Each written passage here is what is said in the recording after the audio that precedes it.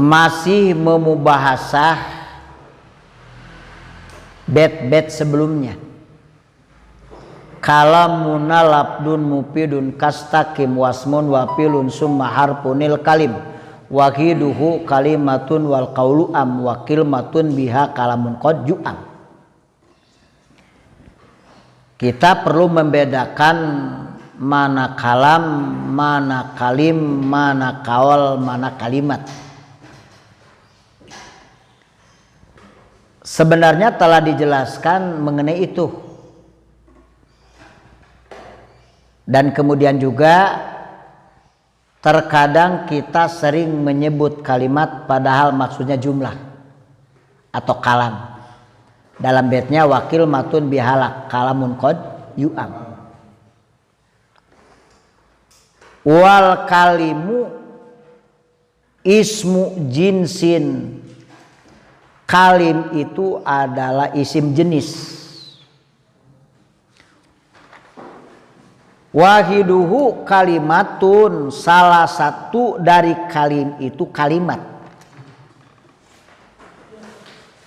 Wahia ialah imma ismun, apa itu kalimat isim, wa imma fi'lun, apa itu kalimat fi'il, wa imma harpun, apa itu kalimat huruf.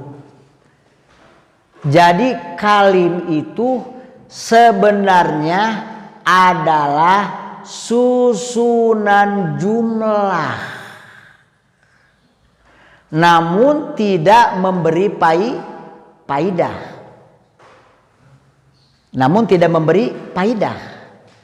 Karena orang yang mendengar itu masih bertanya, tidak mengerti akan maksud ucapan kita. Padahal jumlahnya sudah benar. Di situ ada isim, di situ ada fi'il, di situ ada huruf. Namun karena orang yang mendengar tidak mengerti akan ucapan itu belum termasuk kalam, baru masuk kalim. Seperti kalimat atau seperti jumlah in qoma jaidun, bila berdiri Zaid. Apa maksudnya? Ngerti nggak kalimat itu? In qoma jaidun, bila berdiri Zaid. Tentu orang tidak mengerti apa maksudnya. Walaupun mungkin hanya 2 kalimat, tidak 3 kalimat, tapi kalau dimengerti itu sudah masuk kalam. Seperti ana ustadun, saya ini adalah ustad. Orang kan mengerti maksudnya, oh dia ustad. Anta rasulun, kamu adalah rasul. Orang mengerti dengan kalimat itu sudah masuk kalam. Tapi kalau kalimatnya in qoma jaidun, in jaa jaidun, apabila datang Zaid, bila berdiri Zaid, pasti orang tidak mengerti maksudnya. Apa maksudnya? Nah itu belum dipahami dan tidak sempurna susunan jumlah itu, maka dianggap kalim itu. Walaupun terdiri dari isim, fi'il, huruf.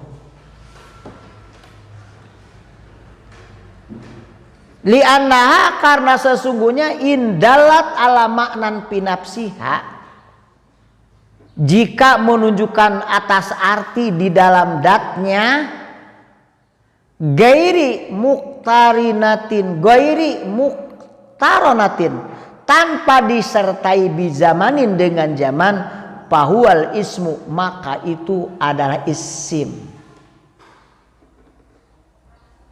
Jadi yang tidak disertai waktu itu namanya isim. Wa ini taronat bizamanin, tetapi apabila disertai dengan waktu, pahiyal fi'lu, itu adalah fi'il. Wa in lam tadulla ala maknan, dan jika tidak menunjukkan atas arti, maksudnya tidak memiliki arti pinapsiha secara datnya, bal pi goiriha, tetapi baru dipahami kalau bersama yang lainnya, pahiyal harfu, itu adalah huruf namanya. Jadi bisa disebut isim berdiri sendiri, fi'il berdiri sendiri. Kalau huruf tak berdiri sendiri karena masih memerlukan bantuan yang lain.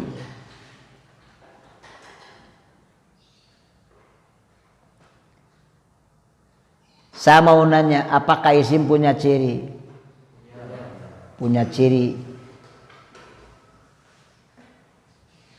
Apakah fi'il punya ciri? Apakah huruf punya ciri? Huruf pun punya ciri dengan tidak punya ciri. Cirinya huruf itu tidak punya ciri. Malaysat lahu alamah, tarkul alamah lahu alamah. Apa-apa yang tidak memiliki tanda dengan meninggalkan tanda, tanda baginya. Kalau menurut al-alamah al-hariri, wal harfu malaysat lahu alamah pakis ala kauli takun alamah. Huruf itu tidak memiliki ciri khusus, maksudnya isim memiliki ciri khusus, fi'il memiliki ciri khusus, huruf tidak memiliki ciri khusus, maksudnya tetap memiliki ciri tapi cirinya tidak khusus. Maka dengan ciri isim itu adalah ciri, menjadi ciri bagi isim, ciri fi'il menjadi ciri bagi fi'il, dan tidak punya ciri juga menjadi cirinya bagi huruf. Maka disebut kalimat lain al harfu kalimatun la yufhamu maknaha illa ma'a ghairiha. Huruf adalah kalimat yang tak dapat dipahami maknanya kecuali disertai yang lainnya. Seperti huruf ila. Kalau gak disambung pasti kita tidak mengerti. Ilaena anta, mau kemana kamu? Kemudian kamu mengatakan ila tanpa ada sambungan lain. Itu kurang bisa dipahami karena tidak bisa berdiri sendiri. Itu sebabnya huruf tak akan dipahami dan dimengerti tanpa bantuan kalimat lain. Simpulkan, wal kalimu ma tarokkabu min salasi kalimatin pa aksaro. Kalim itu ialah tersusun dari 3 kalimat atau lebih, tapi perlu ditambah, namun tidak dapat dimengerti, namun tetap tak dapat dipahami oleh orang yang mendengarnya. Walaupun terjadi susunan jumlah, bahkan jumlahnya tersebut terdiri dari isim fi'il huruf, kalau orang yang mendengar tak mengerti dan tak paham, maka itu masuk kategori kalim.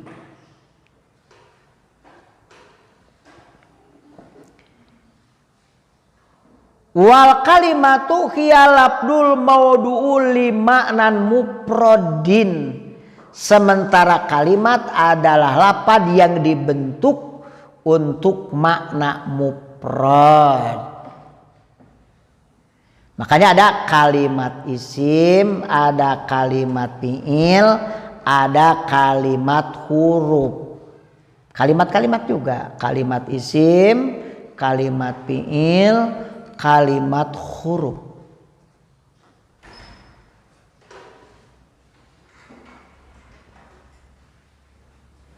Jadi kita sebutkan lagi,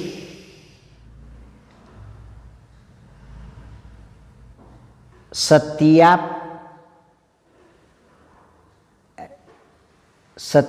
kalimat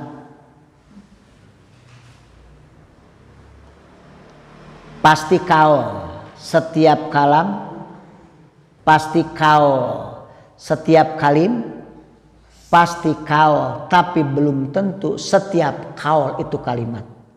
Setiap kaul itu kalim. Setiap kaul itu, setiap kaleci itu bunder, tapi belum tentu setiap yang bunder itu kaleci.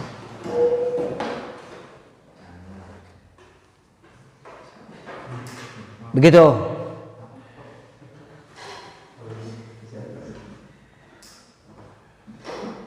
Ini belum tuntas ya, belum tuntas karena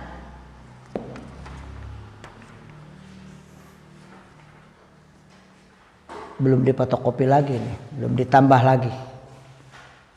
Ya kesimpulan kita bisa lihat di situ.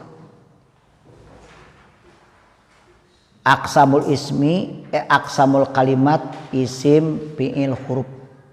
Aqsamul kalimat itu isim, fi'il, huruf.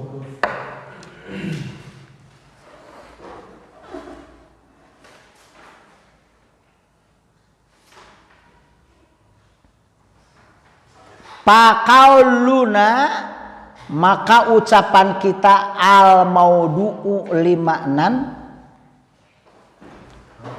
itu ahrojal muhmala kadiz wa kauluna mufrad ahrojal kalam fa innahu maudu'un lima'nan gairi mufradin.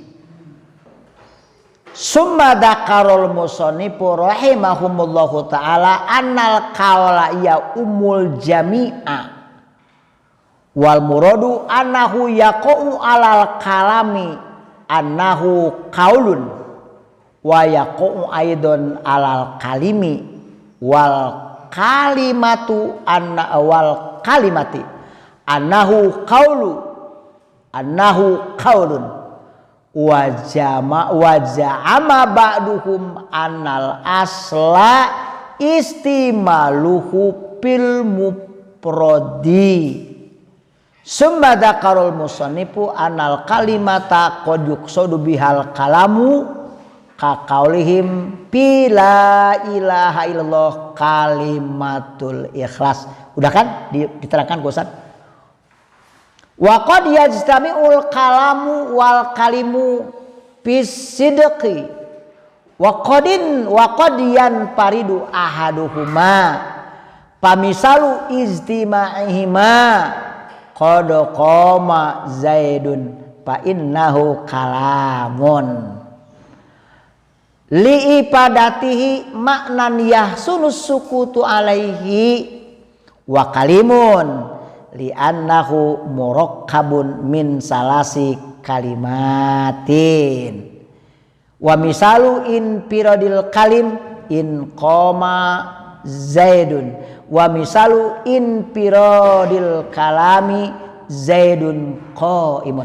Ini unik sesungguhnya. Apa uniknya? Bila ternyata susunannya seperti in qoma zaidun ini lengkap. Ada huruf, ada fi'il, ada isim.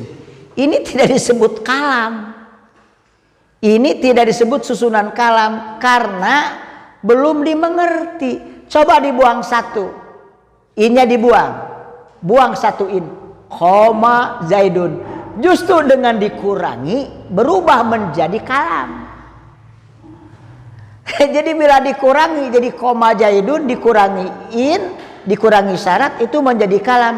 Kalau ditambah in koma justru berubah lagi menjadi kalim. Karena prinsipnya orang yang mendengar mengerti. Makanya di dalam Alfiyah yang disebut kalam itu bukan karena banyaknya susunan kalimat atau susunan jumlah, tapi dimengertinya susunan jumlah tersebut walau jumlah itu hanya 2 kalimat, ya. Di situ titik beratnya antara kalam, kalim, kaul, kalimat. Nah, kesimpulannya bahwa kalimat itu juga ada 3, isim, fi'il, huruf. Insya Allah nanti kita akan sama-sama lanjutkan kalau sudah siap lagi diperbanyak, ya. Ini belum diperbanyak, jadi diteruskannya juga sulit. harus tetap pakai tek agar tidak salah dalam melangkah. Itulah untuk kesempatan di hari ini, cukupan sekian.